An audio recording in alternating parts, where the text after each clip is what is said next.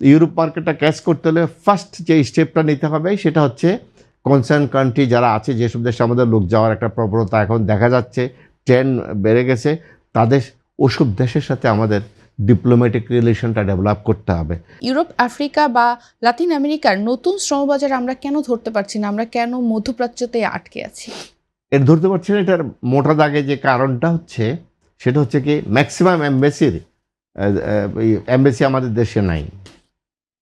Maximum country embassy, Poland আমাদের প্রচুর demand আছে, আমাদের এমবেসি এখানে নাই। সার্বিয়া আমাদের দেশের এমবেসি নাই। এরকম অনেক অনেক দেশে আমাদের প্রচুর ডিমান্ড আছে। কেন আমাদের দেশে এমবাসি নেই এবং এই এমবাসি যে নেই এটার জন্য আমরা কোনো পদক্ষেপ কি গ্রহণ করেছি? না, আমাদের দুঃখের বিষয় আমাদের কোনো কিছু গ্রহণ করা হয়নি। এটা নিয়ে আমরা আমাদের মন্ত্রণালয় বিভিন্ন আমাদের যখন আলোচনা সভা হয়েছে, আমরা লিখিতভাবে এবং আলোচনার মধ্যে আমরা নিয়ে আসছি যে আমাদের যদি কূটনীতির দক্ষতা দেখাতে হয় তাহলে সেটা করতে হবে কনসার্ন কান্ট্রির সাথে যোগাযোগ করে এখানে অন্তত আমাদের দেশে একটা কনসুলেট অফিস খোলা, অথবা কোনো এমবেসি, থার্ড কোনো এমবেসিকে এই সার্ভিসটা দেওয়ার জন্য মানে অথরাইজ করা। কিন্তু ভেরি আনফর্চুনেট, আমাদের এইসব দেশ আমি যখন গ্যাস করতে যাব তখন আমাকে যেতে হবে ইন্ডিয়ার পলিসি জানেন আপনি, নর্মাল ভিসা আমরাই পাচ্ছে না, লোকেই পাচ্ছে না। সুতরাং আমার এই ওয়ার্কাররা ইন্ডিয়ান, ওখানে যেদিন তার অ্যাপয়েন্টমেন্ট হবে ইন্ডিয়ান এমবেসি তার ভিসা পেতে কষ্ট হচ্ছে, ভিসা পাচ্ছে না। তারপরে ওখানে ভিসা হয়তো দেখা গেল 4-5 মাস পরে ভিসা পেলেও, কখনো যদি পায়ও 10 জনে পেলেও ওখানে সাবমিট করার পরে একজনকে ভিসা দিচ্ছে।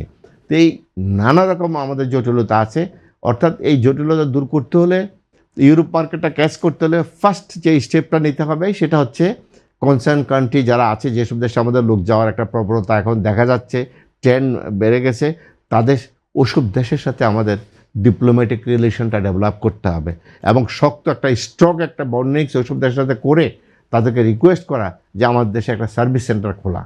এক্সট্রিম মশার কয়েল প্ল্যান্ট ফাইবার দিয়ে তৈরি, তাই সহজে ভাঙে না, সুগন্ধিযুক্ত ও নিরবিচ্ছিন্নভাবে জ্বলে। ডেঙ্গু, চিকুনগুনিয়া বাহি সহ যে কোনো মশার বিরুদ্ধে দেয় এক্সট্রিম সুরক্ষা। বিদেশে বর্তমানে বাংলাদেশের কতজন কর্মী আছেন এটা কি সরকার জানে? এই তথ্য কি আছে? এটা সঠিক তথ্য সরকারের কাছেও না। তাহলে এই তথ্য না জেনে কিভাবে নতুন নীতি তৈরি হবে বা হয়? সঠিক তথ্য কি জন্য নয়, যারা জানে আমাদের যাওয়ার রেকর্ডটা আছে, ফিরে আসার রেকর্ডটা নাই। এখন সরকার যেটা চেষ্টা করছে যে আমাদের এয়ারপোর্টে যারা রিটার্ন করছে তাদেরকে তথ্যটা এটা নেওয়ার জন্য, কারণ যাওয়ার সময় তো স্মার্ট কার্ড এবং কম্পিউটারে আপনার করতেছে, কিন্তু আসার সময় সেটা আর আমাদের নাই। তো এখন সেটাকে করার জন্য চেষ্টা করতেছে। আমরা আলাপ আলোচনার মাধ্যমে পক্ষান্তর আমরা যেটা বলি যে আমাদের দেশের বাইরে প্রায় 1,25,00,000 লোক কর্মী এখন কাজ করছে, এটা আমরা কথায় কথায় বলি, কিন্তু এক্স্যাক্টলি ফিগার যদি বলেন সরকারের কাছেও নাই, আমাদের কাছেও নাই। কেন নেই?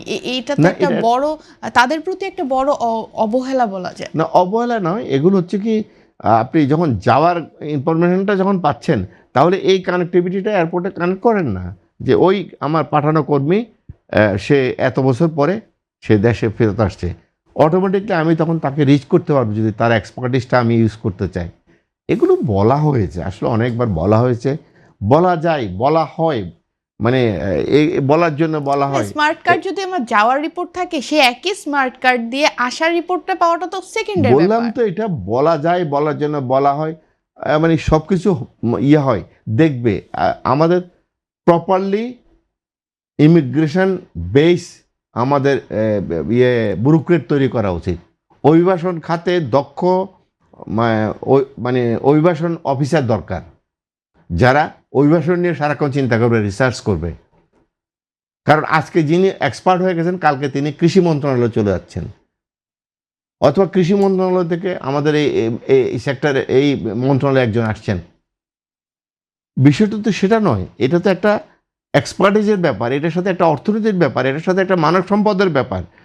আমাদের প্রস্তাব বারবার আমরা দিয়ে আসছিলাম বিএমইটিতে, মানে যারা এক্সপার্ট কিংবা মন্ত্রণালয়ে যারা অভিজ্ঞতা অর্জন করছে তাদেরকে এই মন্ত্রণালয়ে কন্টিনিউ করতে দেন না, আপ টু এন্ড সচিব পর্যন্ত তাদেরকে নিয়ে যান না। অর্থাৎ তাদের কন্ট্রিবিউশন যদি থাকে, এই যে বিদেশে থেকে আবার তারা প্রশিক্ষণ নিয়ে আসে, একজন কর্মকর্তা বিদেশ থেকে অভিবাসন খাতে প্রশিক্ষণ নিয়ে দেখা গেল যে যখনই আসছে তার 2 মাস পরে সে আরেক মন্ত্রণালয়ে ট্রান্সফার হয়ে গেছে।